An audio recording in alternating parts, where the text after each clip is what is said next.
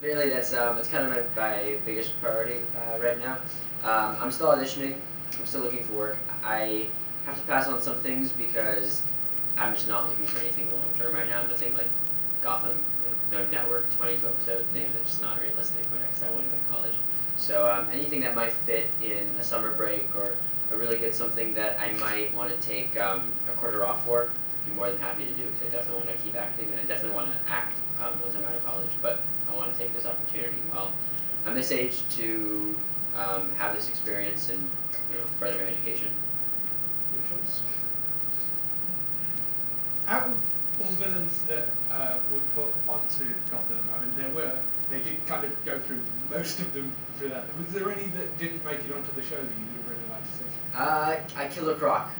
Right. And the only reason I answered that so quickly is because I got asked earlier at my panel, so I've already thought about it. But yeah, usually I would deliberate for a while. But yeah, I really wanted to see Killer Croc. I also really wanted to see Talia al Ghul, because there was so much al Ghul going on in the show anyway. It would be cool to have Talia on. I would be curious who they would cast for it, but yeah. Would you want to revisit the character? Because you kind of got to kind of its peak, and the last couple of episodes we saw your face behind the cowl, but not actually you. Was it a bit of your voice? Would you like to go back and actually play Batman? Yeah, I'd love to. I'd love to. I think I'm too young now, so I'm glad that I wasn't actually in the cowl. I was very happy that I was actually, I didn't know what they were going to do, and John Stevens, the showrunner, called me probably about a month before we shot the finale, and told me what they were going to do, and I was really, really happy with it because I didn't really want to be in the cowl just because I'm too young, but also obviously I put 5 years of work into this. I didn't want somebody completely new taking me over. I mean, if that's what they did, I would have been okay with it, honestly, and that's what I thought he was calling to tell me. But then when he said they were going to use my face and they were going to use my voice, I was very happy with that compromise. But yeah, in terms of coming back to the character later, I'd be overjoyed to. Yeah, I mean, I feel so connected to it. I've never been with a character so long. It's like any character you do becomes a part of you, And I was playing this character for 5 years, way longer than any other character that I've ever played. So definitely, there's a piece of Bruce in my soul, and I'd love to revisit that part in the future. Were you a big fan of Batman when you were younger? Did you grow up with the cartoons or the comics? Yeah, I grew up with honestly just the Christian Bale movies. They were kind of sprinkled throughout my childhood. I think I was 5, 8, and 11 when they came out. So that's what I grew up on. That was the epitome of Batman for me, and I loved. I mean, it was just like that. For me, the coolest thing. I always loved Batman. He was all my favorite superhero. And it was because of the gadgets and just how cool he was, He was like the epitome of cool. And that was always my favorite thing. I always loved gadgets and loved playing walkie-talkies with my friends in my house and playing spies and stuff like that. So I love Batman. And but yeah, I didn't read the comics until I actually got the role. And then I did everything. What do you think of the announcement of the next Batman, Robert Pattinson? Is he still? I heard that he backed out because of scheduling and stuff. I mean, I'm very happy. I'm very happy with it. I think he's a great actor, and I mean, I've seen him in some stuff other than Twilight, and I think I'm very excited, and I also I'm very excited. I don't know. For me, it's hard to say I'm happy with it or I'm not happy with it because I haven't seen it yet. Yeah, what cast member did you learn the most from while on set? Oh, not because through any fault of anyone else, but just because I worked with him the most. Definitely Sean Pertwee, learning the most from him, just because he had so much to teach, and I worked with him by far more than any other cast member. So, and it wasn't even things that he would explicitly teach me. It was more just things that I would notice that he did that that rubbed off, not even consciously, just subconsciously rubbed off on me because he was such a good actor. My mom always says acting is like playing tennis. If you play against someone who's better than you, you get better. If you play against someone who's worse, you get worse. And working with Sean, I only got better. Was it daunting being so young when you started the show to be, next to actors like Sean, and was it exciting? How did you feel when you first started looking back? It wasn't daunting. A lot of people, I thought you were gonna go with like, was it daunting stepping into this iconic role? Well, that too. Yeah. And it wasn't. It is purely because I had no idea what I was doing. I didn't realize what the significance of this role, and I was just like, cool, I got a job. And yeah, I was nervous, but that was just like, I would have been as nervous for any other job. I wasn't. I didn't particularly feel. I didn't feel at all any other kind of external pressure to satisfy fans or to uphold or to do justice to this character. That's why I really just was not thinking about that. I was thinking, all right, they cast me, they must know what they're doing. I'm just gonna do what I did in the audition, and hopefully it all works out. And yeah, I was nervous to work with actors like Sean and Ben, who have already been established and who are known as very talented, dedicated actors. But they were all so nice, and it really was like one big family from the very beginning. So it's crazy thinking back, I'm thinking back to the first season, first couple episodes. It's weird to think about how long ago that was. Over in the other DC universe, you've got obviously Arrowverse running as well, and they've got this big Crisis event coming up. And I know they've been roping people in from like Smallville and other DC shows. Yeah, there's quite a lot. They've even roped in Burt Ward from the original Batman 66 series. Oh, wow. Would you like some of you and maybe some of the other Gotham guys to sort of just cameo across into that? Yeah, I'd love that. I would love that. Yeah. And that's like a perfect opportunity for us too, if they're already reaching out to people from Smallville. And it might be a little too soon, just because we just went off the air. Here, we literally went off the air last night. So maybe a little bit too soon, but I'm 100% down for it. It's not at all in my hands, but if I ever get a call asking if I want to do crossover in the Arrowverse, I'm 100% on board.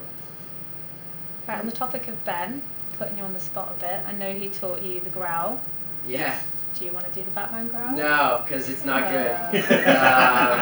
But he did try to give me lessons. Yeah, because I remember we were shooting because again it was only my voice for the end, and they put an effect on it anyway. But I only had 3 lines where it was actually the Batman voice as opposed to just an older Bruce Wayne voice, and I was practicing it at home, and I was like, this does not sound good. And so I asked him on set, we were doing a scene, and I was like, by the way, Ben, you played Batman. You wanna, because he did the voice for the Year One movie. I was like, do you want to give me some advice? And he went through the lines with me. It was fun.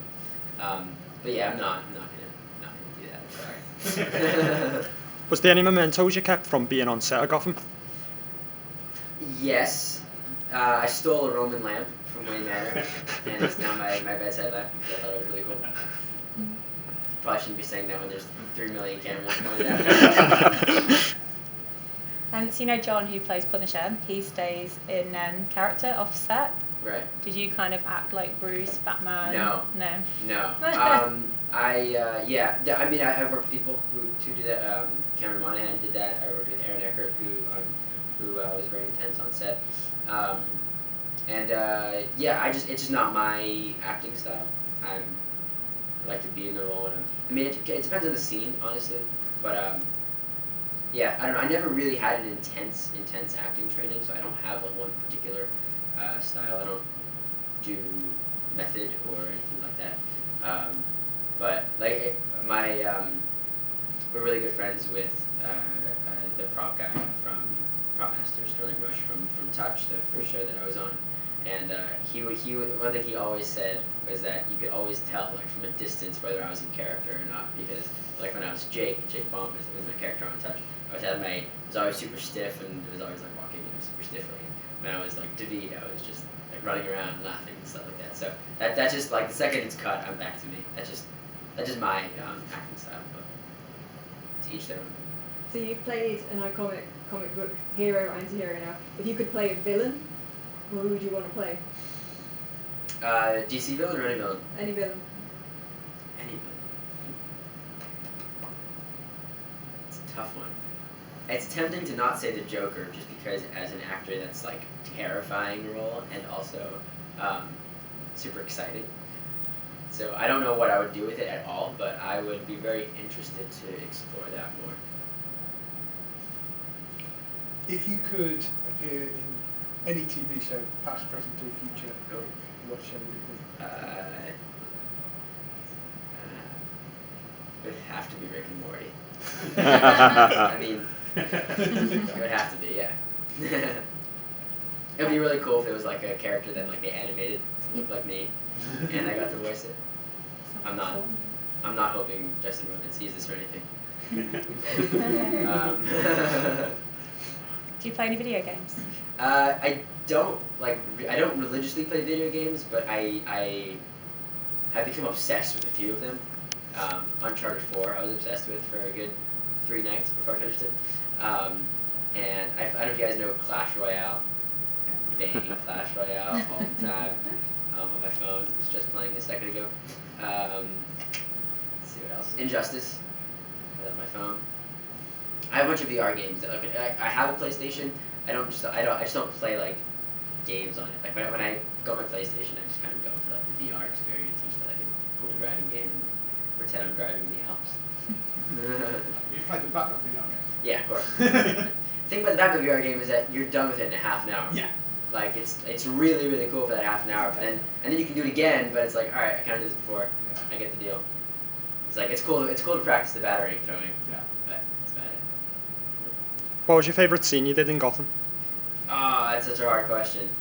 It's like a 4-way tie between party scene in season 4, the club, the scene in earlier in season 4 where Bruce is the billionaire brat and he's like bidding with Barbara. The fight with Jeremiah in Ace Chemicals. Yeah, 5-way tie.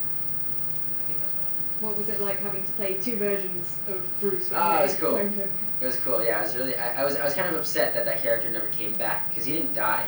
In an earlier draft, he was killed, and then they let him live. So it's like, all right, I guess he's coming back in season 4. But he never did. So I don't know. But it was fun. It was really fun. I was really happy that the writers kind of gave me that challenge. If there was any part of the series that you'd like to have expanded on, what would that have been? As in like Like relationships or story expansion, like maybe because they have a lot of stuff to cram together. Yeah, I think what I would have liked to see is Bruce's billionaire kind of party side explored more, and more as a front for what he was actually doing. Like that kind of, I would have liked to explore because it's obviously a famous kind of thing in the comic books that he has this front to the public so that he can better hide what he's really doing, and I would have liked to we could have done that in Gotham. Just think the opportunity. What was that last day on set like? It was sad, but it was also really fun because like Sean and I got a Betty waffle truck, so everyone's munching down on some nice waffles and ice cream, and Aaron was directing, and we were shooting the. I'm assuming I can say this now. We were shooting the Jim and Lee marriage in the GCPD, so we were on set. Everybody in the cast basically was there. We were all eating waffles. We were all signing cards for everybody. Corey and Robin and Aaron, I think.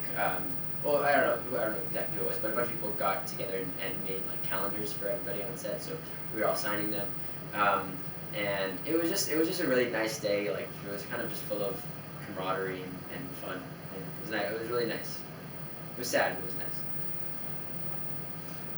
Were there many practical jokers on set? Not too many. I mean, it was just like it was such a dark thing on screen, So like behind the scenes, we were just always kind of laughing about, but not too many practical jokes.